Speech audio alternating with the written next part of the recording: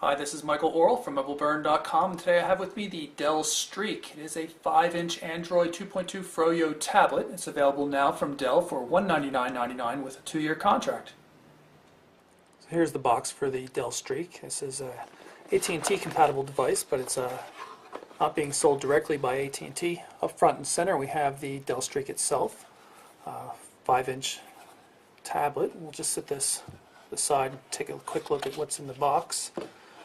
Some sort of just quick start guide here, and I'm not exactly sure what this is. Everything seems to be in a separate little box. Up front and center is a pouch. There you go. Drawstring on it. Warranty information, other stuff like that. Power adapter. A power adapter that appears to be wrapped twice. There we go.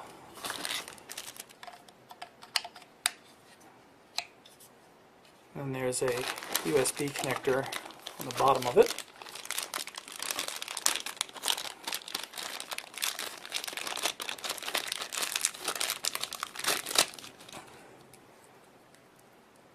USB on the one side, and this is, I believe, a PDMI connector.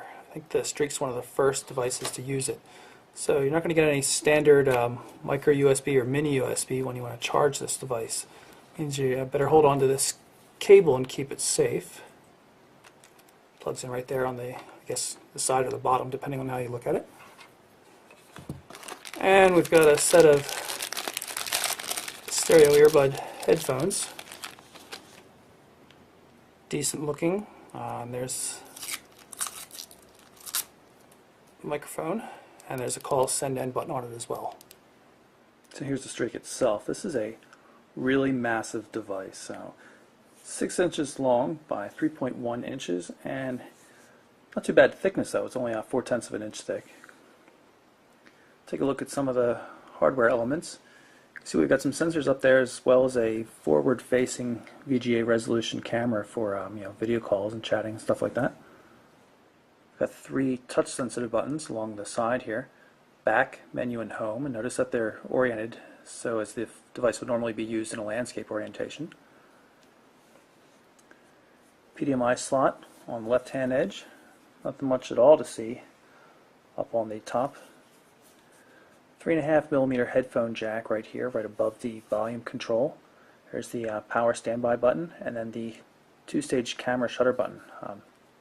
Shutter button is really poorly designed. It's very hard to press. You can easily press it halfway to get focus, but so I'll show you a little bit later. Really hard to actually take the picture. And nothing along the bottom. Now, on the back of the device, we've got a 5-megapixel camera with a dual LED flash. And the camera is capable of recording HD video, but again, that's not very high quality. If I can pop this off here, you can see that we've got a 1530 milliamp hour battery and a 16 gig pre-installed micro SD memory card. So let's power up the device here. Here's the home screen. It's a 7-panel home screen system here. You can see the little dots showing you where you are. We're in the center one right now. Everything you see, these big things right here, are just widgets, called Stage widgets by Dell. So you can see, if we go right here, Stage widgets, and you can see a bunch of different widgets that Dell has added. So you can put them in whatever order you want, or you don't have to use them at all.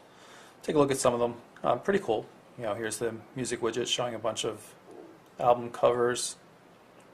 Social media one. This one is pulling down Twitter. The main one here just shows you your recent apps, what you would normally see just by long pressing the home button here.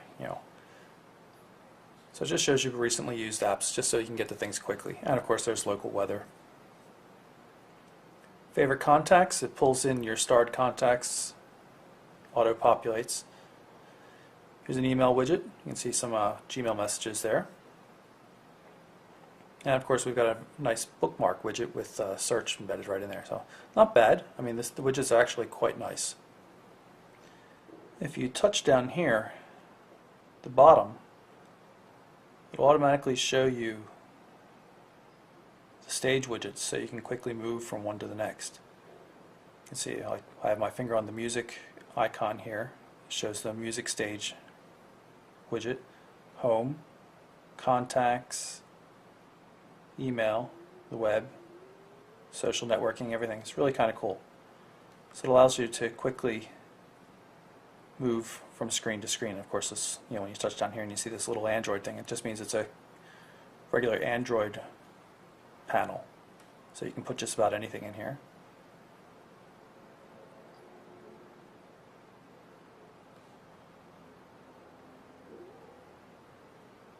Main menu. It's a little bit different. Notice I can drag it down and there are multiple panels here.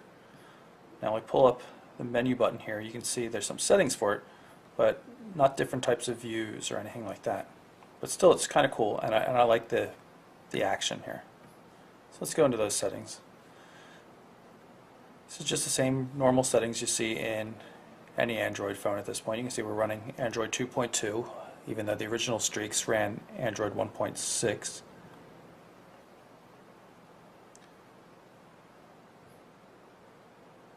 Everything looks just like you would find on any random Android-powered smartphone.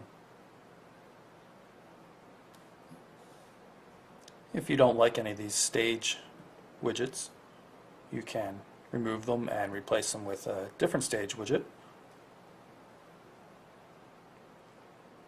Say the gallery, we haven't seen that one yet. You can see how it's populated with some of the test photos I shot.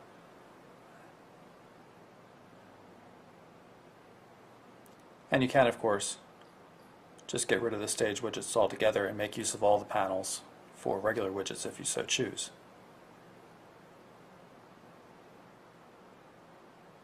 Notice a little bit of lag in the scrolling action here. It's not a very responsive device, at least not so far in my experience.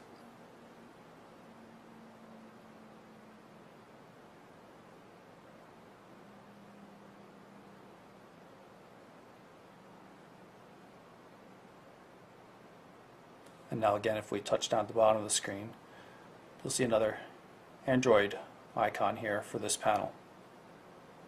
So let's pull up the browser.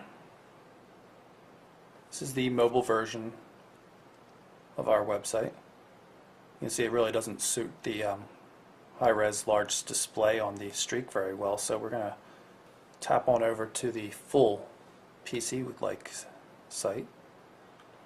I have Flash support set to on demand. It makes the browsing experience a lot better.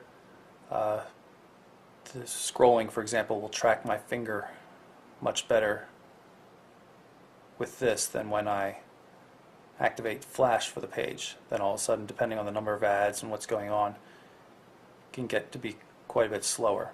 This one's not particularly bad, but you can see things are going on here. So let's see if I can find a embedded Flash video to show you. And again, Flash will be off by default for each page just based on how I have the plugin set to on demand in the browser settings.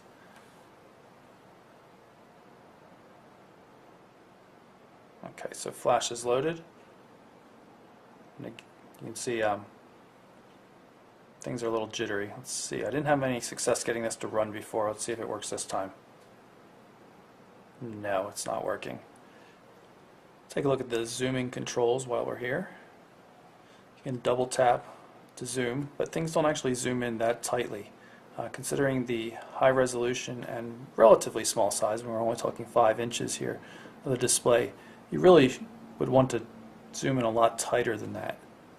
Go back to the home page and a little bit better demonstration of that. That text there is pretty small, even though it's quite readable on a PC, and double tapping in, it's not getting you that much closer. So you're going to have to manually zoom for a lot of pages.